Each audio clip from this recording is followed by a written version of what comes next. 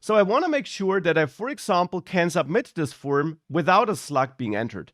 Currently that doesn't work, but it should work because we know that the slug is set automatically anyways. Now there are various ways of tweaking this. One way of ensuring that we can submit it empty is to go to our slug field and there add blank and set this to true. Which basically means this can be submitted in a blank state, and it could also be empty in a database, though we as a developer know that this will never happen because we always will set it before it's being saved.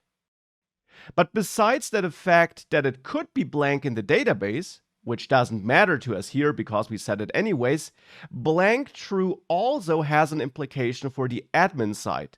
There it basically tells Django that this field, when it's rendered in a form as it's here, that this field may be empty. So Django will not make this field required as it does otherwise. So if I save that with blank equal to true, I now can try saving this again, and now it works with an empty field.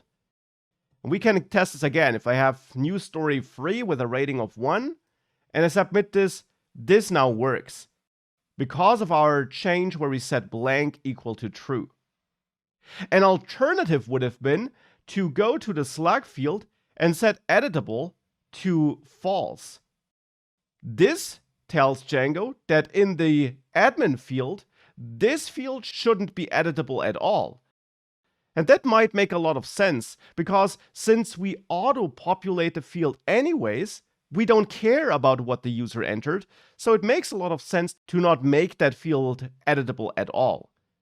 So with editable equal to false, if I now go back into a story, this field doesn't even show up here because it's not editable.